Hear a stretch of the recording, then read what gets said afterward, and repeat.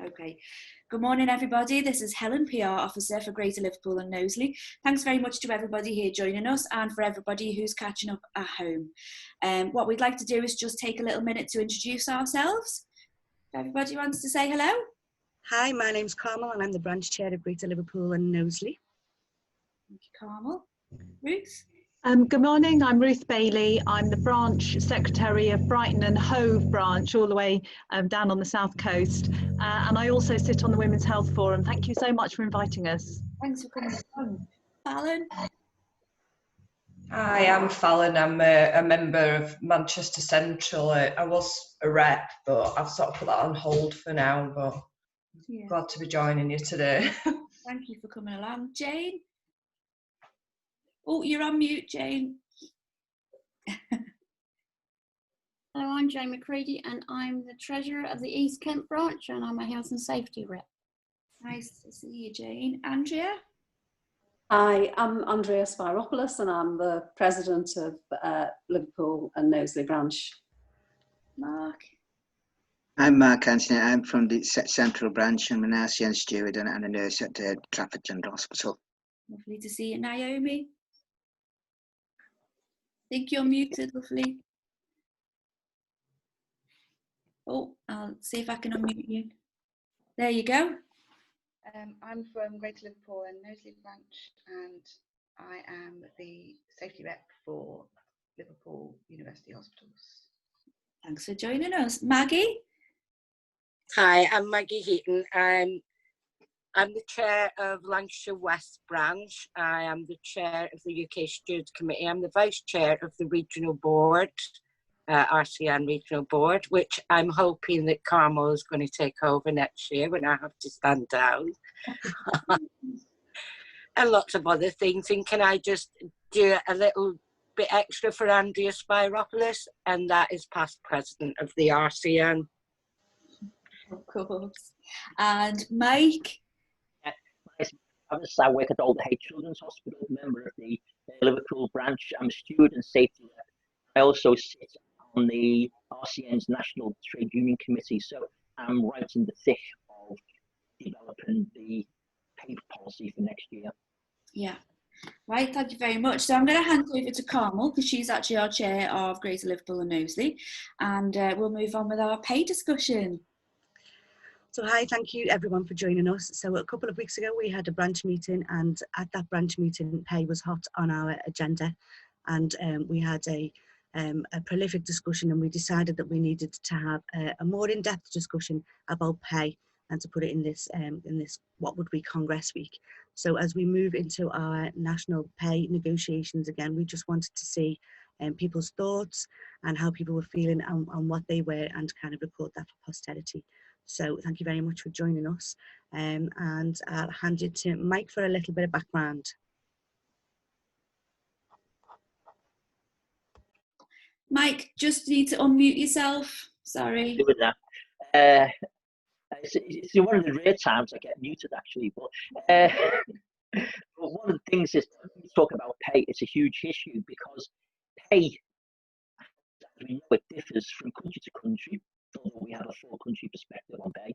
If you're in Scotland, technically you earn the most pay, and also it varies between the south and the north.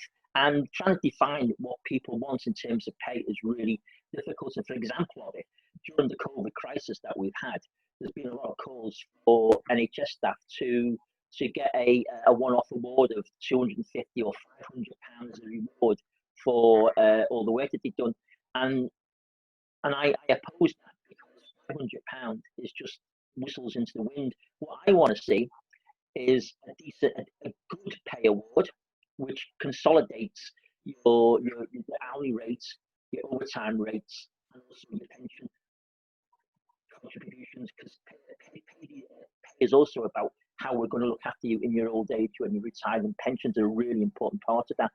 And so what we've just started now within the RCN is a discussion about how we're going to construct a pay deal for next year. And you might know that the governments are looking for a 2-year deal.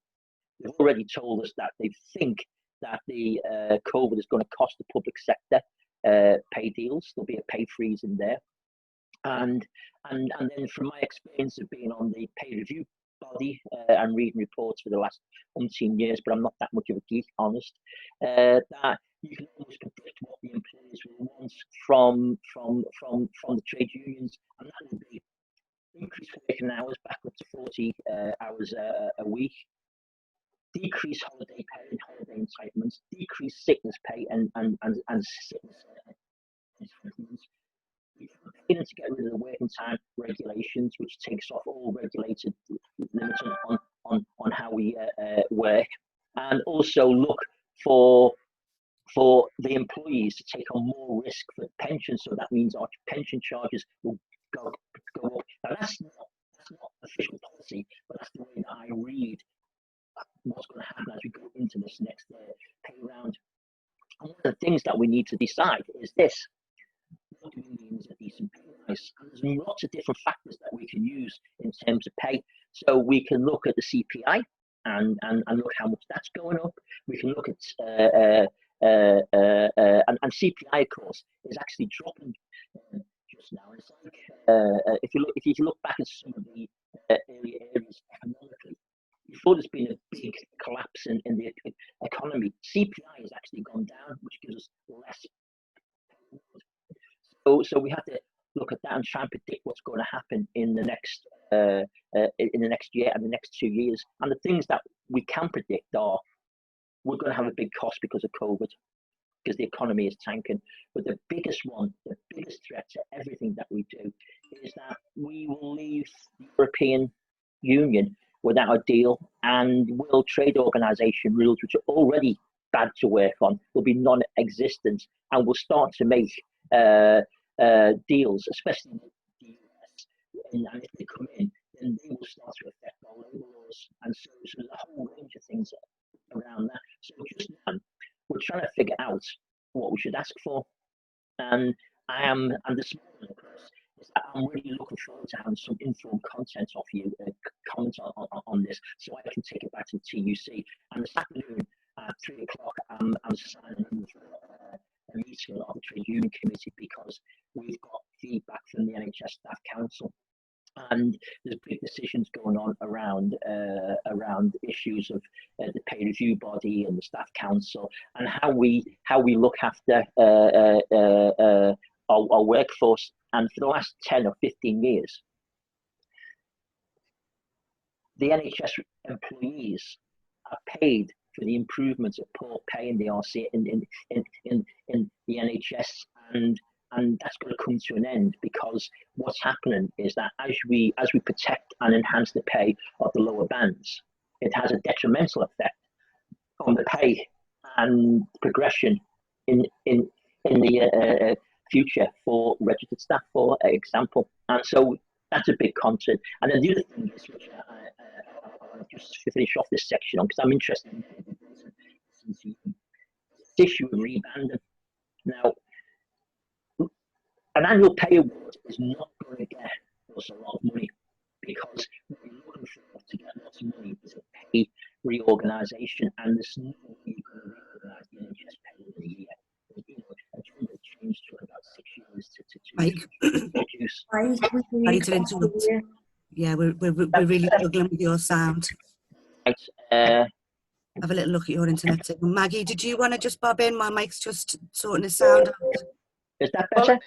Well, I wanted to say that I couldn't hear anything Mike was saying. It sounds like he's underwater. Yeah.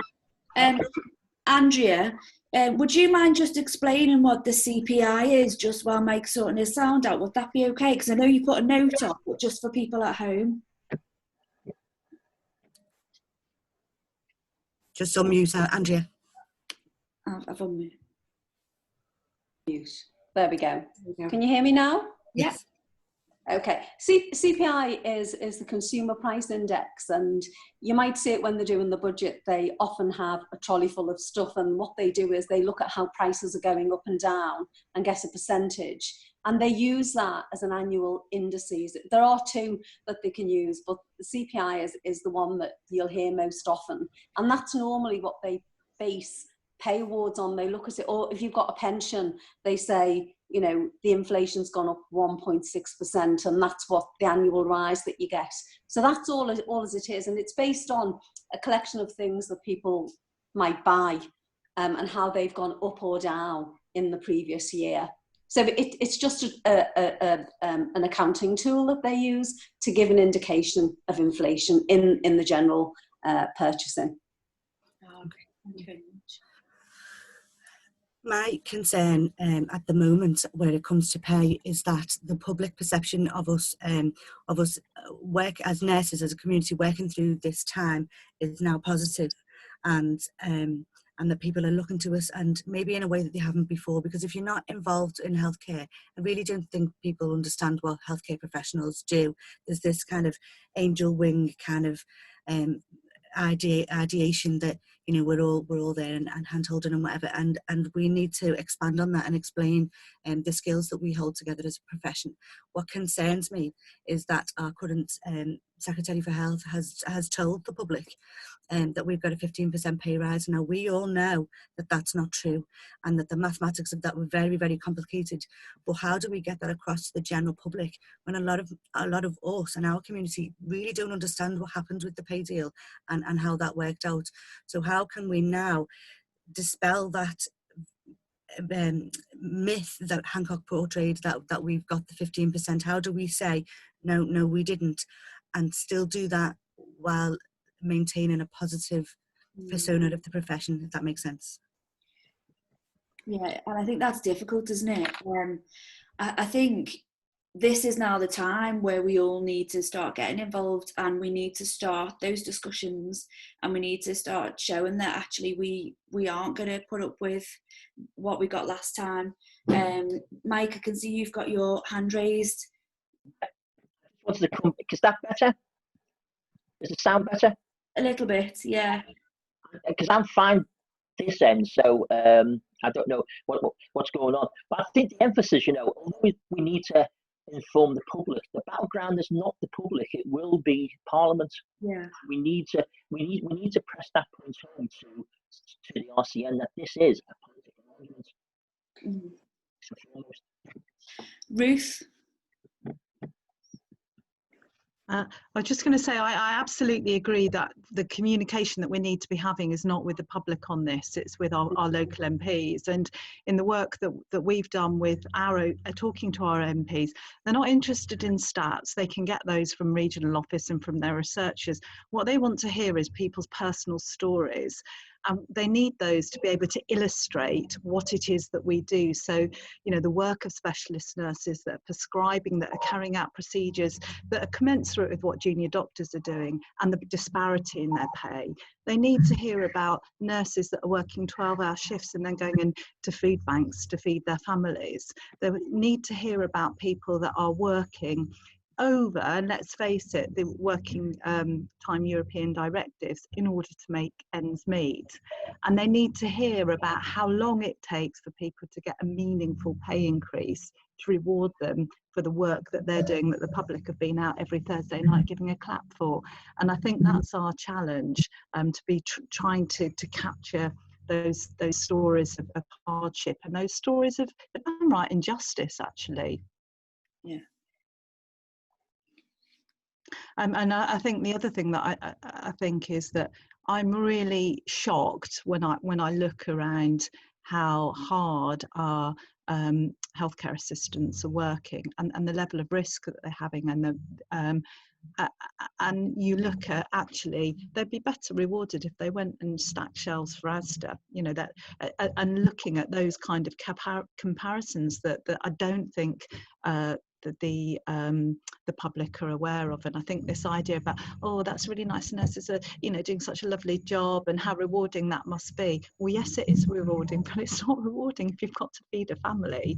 And if you want to keep skilled nurses in the profession, then you have to pay them through the nose. This is a research-based, degree-based profession now, and that pay has got to be equal to other comparable professions that are calling for the same requirements. Absolutely. Who's next, Carmel? I agree with that, and and I think we do need to take the Parliament, and we've certainly had some good discussions with MPs, and we went to Parliament last year as part of the Safe Staffing campaign, and I think all these things go hand in hand.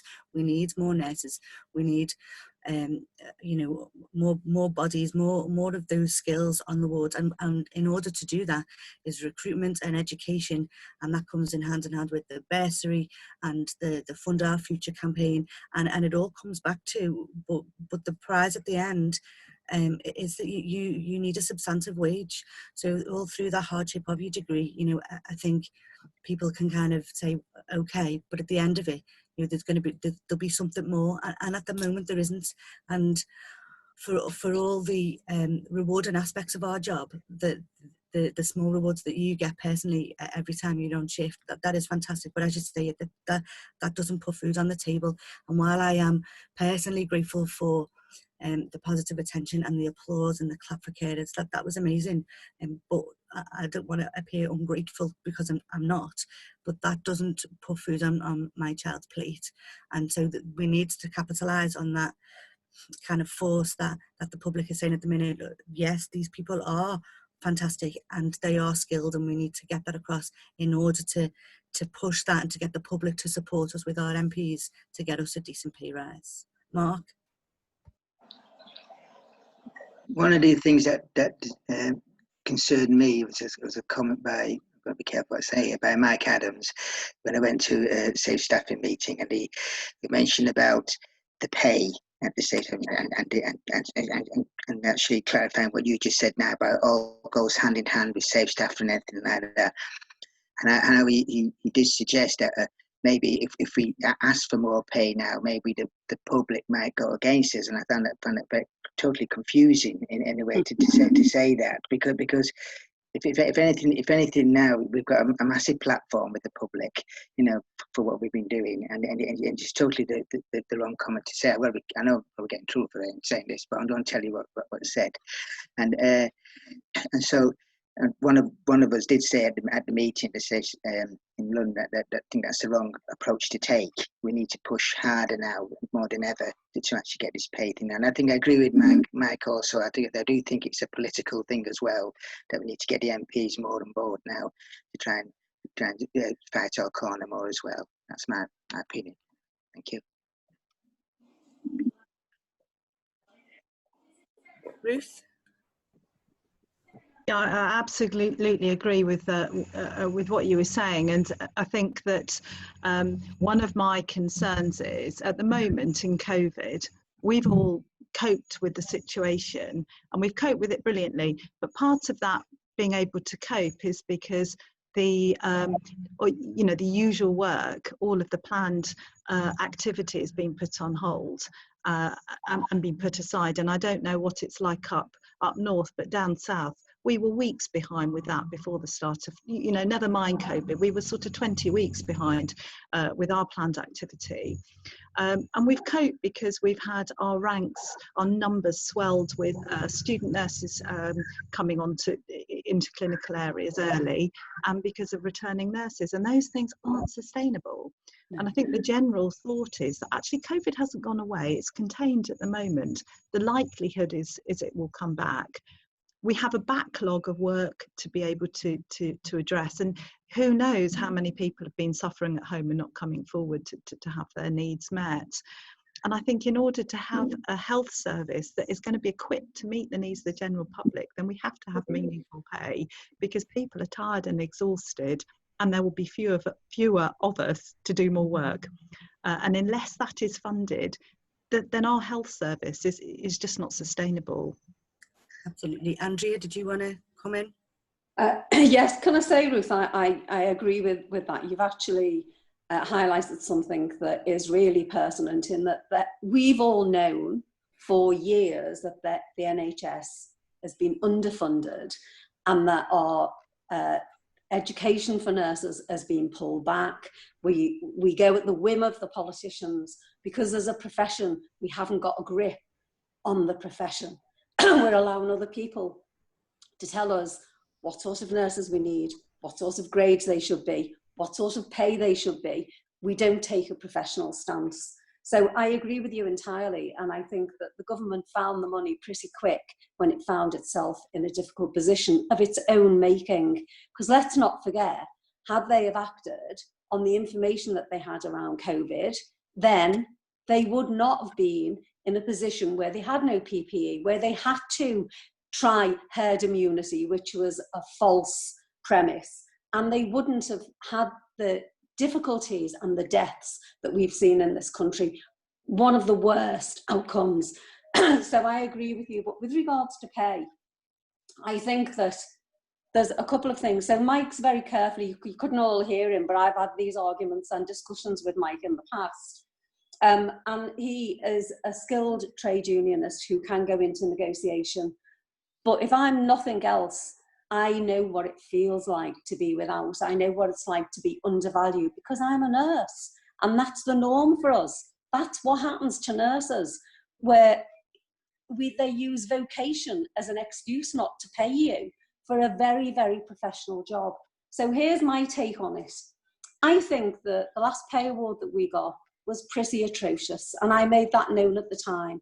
I think we robbed off Peter to pay Paul. I think that registered nurses who had advanced their practice and were operating at the level, as Ruth said, of doctors, were made to feel that they had to give up pay in order to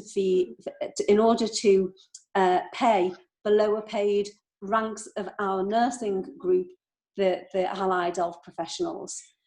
Those individuals should have been paid by the government. They are employees. You shouldn't have to take from one profession to supplement a supplementary profession. That is unacceptable. Doctors don't take a pay cut to pay you. So we shouldn't be doing that. So my view is that we didn't get 15%, as Matt said, you know, maths with Matt. And I call that out, and over 2,500 people read the post that I put on. What didn't happen was our organisation didn't call an immediate public meeting in London with the press to call it out there and then, so that the public had that rectified immediately. But the public won't get this pay award. It will be, you're right, it will be political. So I'm not surprised Matt's asking for a 2-year deal, because he's hoping that in 12 months' time, COVID will have settled down and the public will, they're very fickle, so they will have moved on a little bit and they can spin it any way that they want. So for me, there is an expectation from me that all nursing staff will get a decent pay rise this coming year. Not over 2 or 3 years so they can farce around with the figures, but clear. And I want it to be clear so that everybody knows we're getting 15%. I mean, I'd like the 15% that Matt said we got. That would be good. That'll be the starting point for negotiation. I understand that we wouldn't get that, but we shouldn't be asking for 1 or 2% because that's all we've had for 10 years. This is the time for them to look seriously at whether they want to pay our skilled nursing staff and retain them in the NHS, which would have fallen over without them. So that's my expectation. I'm not expecting to see erosion of terms and conditions, and I'm certainly not looking for one half of the profession to pay for the other and to be made to feel guilty. Now, all of that said, I think we could agree that we would look at the profiling of our pay spines, because I think, and I said this at Congress 2 years ago, and I'm going to say it again to you guys, for me, no registered nurse should be paid below band 6. It's an absolute insult to them as a profession. We are the lowest paid graduates in all of the graduate professions. And I think that's important that we're graduates, but we should be paid appropriately. It's no good just going to the MPs. It's got to be something that we agree around the table, that we say, it's now or never, do or die. Nurses matter. That's where I am on pay. Yeah. Absolutely. Maggie, did you want to come in and say something? Yes, it goes right back to the beginning. We've actually had a 10% decrease in wages, even with the last increase in the past 10 years. And how did we get a 15% increase, which is what was being said? Because we actually lost incremental uplifts. And a lot of people took a pay cut, not a pay increase. I mean, I know I'm the top of my band. Whoopie-doo, I get given some money. Wow, a one-off payment. And the basic rate that they advertise everywhere for a band 5 is the upper limit. Now, they've got to go through years and years before they get to that upper limit. So I'll go back to what I said before. We need to be capitalising now while we've got that public support. And we're meant to be a member-led organisation. We had an EGM a couple of years ago saying that we were member-led because of the pay deal, but it would appear that the RCN is still leading us by the nose. And we're doing as they're bloody telling us. That needs to stop. And sorry, I didn't get the lady's name because I'm terrible on names from down south. Is it Cove and Brighton or somewhere like that? What she was saying was right. We have coped and with everything that's been brought in to help us, but also with our own resilience. And we use that when we're in a work situation. And we need to be using that more and capitalising. And as for it being a vocation, it is used against us in emotional blackmail. That's my little rant over with.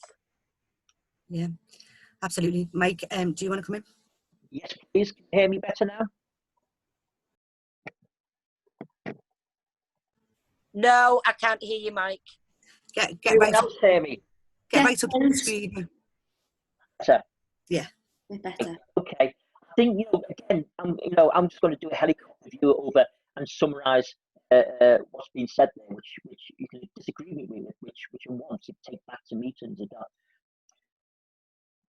There's two issues going on here. There's a big public and political debate about an annual pay rise. I don't know what's going on. I'm absolutely stonking.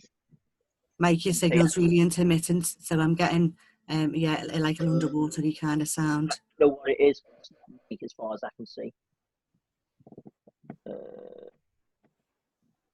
Yeah, I mean, if you can't hear me, then I'll just stay. Mike, do you want to maybe text me and I'll read out what you're saying? Message me on WhatsApp and I'll read out. I'll try and write it up on the side. But yeah, I mean, I can't do anything about it. I know. While you're figuring that out, Mike, I just wanted to say, I think we need to look at what our colleagues in Northern Ireland did. They went out. They said that this is not good enough. We've had enough. They went out. They went on strike. And I think that's what we need to do. We need to show action. We need to show the government. We need to back it up with our conversations with MPs. We need to keep the public on side with us, but also we need to show. And I think that demonstration of saying that's enough, we're going to go on the picket line and we're going to strike, I think that's the action that it needs. I don't know what anyone else's thoughts is on that, and I know it's difficult because we don't want to leave our patients, of course. We don't want to make sure everything goes ahead. We don't want to let anyone down, but also at the same, we don't want to let ourselves down. We need to fight for ourselves. Can you hear me now? Yeah, go on. Yeah, I think it is the time for militant action, and I'm surprised at myself for saying that. I mean, I've been nursing for over 30 years, and I feel that my patience has run out, and I feel that there is a time then, as a profession, we need to take action, and we need to show that we mean business, and that we are not going to put up with a frozen 1% pay rise. It's been an insult, and we sold ourselves down the river in the past. Well, there's nothing we can do about the past, but we can do everything about the future, and now is the time. And I think that we've seen our junior doctor colleagues take industrial action. It wasn't successful, but I think that we can build and we can use the learning from that. We've seen our colleagues in Northern Ireland, and I just want to raise the flag for our colleagues in Guernsey, had a fantastic public action. They took to the streets, they had marches, and they managed to really capture the support of their local community, and they had their voices heard. And I'm ready to do that. I really am.